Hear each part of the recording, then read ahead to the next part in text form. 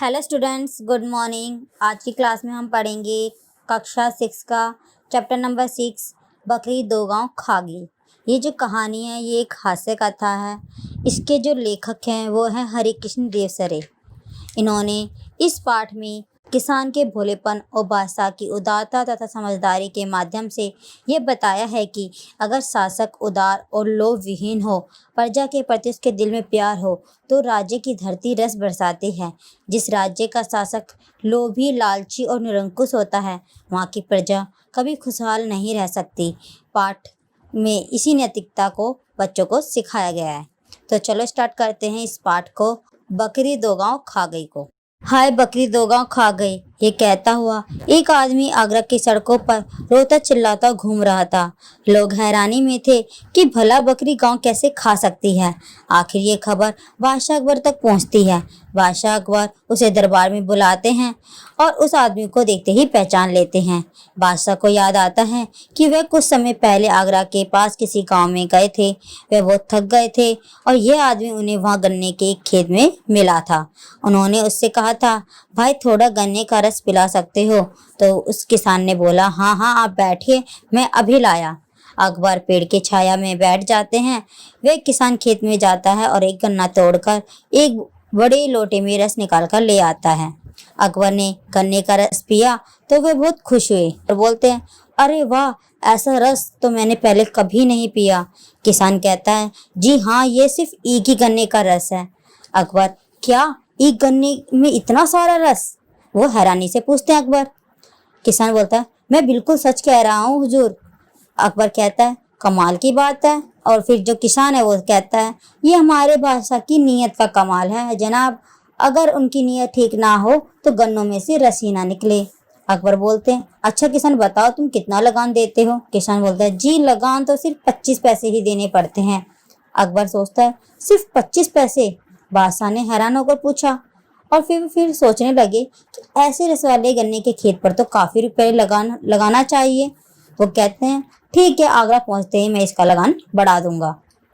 कुछ देर बाद किसान और अकबर में दोनों में इधर उधर की बातें चलती हैं और अंत में अकबर कहता है, अच्छा भाई चलने से पहले जरा एक लोटा रस और पिला दो।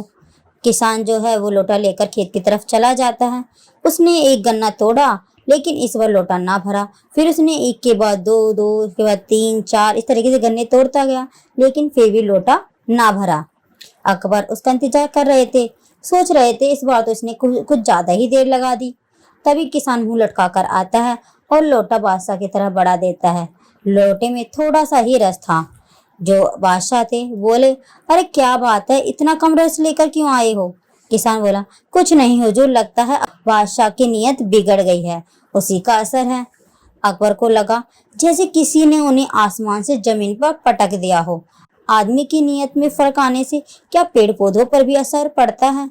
वो सोचने लगते हैं। इस तरह एक छोटा सा किसान बादशाह को इंसानियत का पाठ पढ़ा जाता है। जहाँ नीयत अच्छी है वहाँ बरकत होती है, भंडार भरता है। लालच और छोटापन आदमी को कभी सुखी नहीं बनाते। इस तरह जो अकबर है वो बहुत अच्छा पाठ सीख जाते हैं। अकबर कहते हैं, भाई तुम जानते हो मैं कौन हूँ? किसान शक की निगाह से बादशाह की तरफ देखने लगता है। वो अकबर बताते हैं कि मैं बादशाह अकबर हूँ। किसान घबराकर पूछता है, हुजूर मैंने कोई गलत बात तो नहीं कह दी? अकबर कहते हैं, नहीं, तुमने मुझे वह बात सिखाई है जो बड़े बड़े विद्वान गुरु भी अपने शासकों को नहीं सिखा पाते। और कहते हैं कि आज से तुम्हारे खेत का लगान मैं बिल्कुल माफ करता हूँ। जाओ इस बार लोटा भरकर रस लेकर आओ। किसान फिर से खेत में गया। इस बार फिर से वे एक ही गन्ने के रस से लोटा भर ले आया। वह खुश होकर दौड़ा और उनकी तरफ आया। उसने लोटा आगे बढ़ा दिया। अकबर ने रस पिया, फिर पीपल का एक पत्ता उठाकर बोले, हम इस बार तुम्हें 2 गांव देने का हुक्म लिख रहे हैं। कल आगरा आना और पक्के कागज लिखवा के ले जाना। तुम्हारे खाने पीने का इंतजाम इन गाँव की आमदनी से हो जाएगा। किसान ने पीपल का पत्ता रख लिया। अकबर चले गए। किसान काम में लग गया। कुछ देर बाद वे पत्ते की बात भूल ही गया। किसान की बकरी आई और उस पत्ते को खा गई। जब किसान को उस पत्ते की याद आई तो उसने देखा कि पत्ता तो अपनी जगह पर था ही नहीं। वह रोने चिल्लाने लगा। अब भला उसे बादशाह कैसे पहचानेंगे कैसे उसे गाँव देंगे। वो ये सोचने लगा, उस पत्ते को देखे बिना तो वो गाँव भी नहीं देंगे।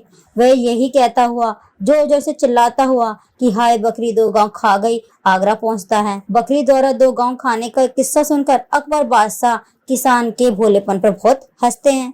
उन्होंने फिर उसे 2 गांव देने का हुक्म लिख कर दिया और जाते जाते सावधान किया, इस बार इन गांवों को बकरी से जरा बचा कर रखना।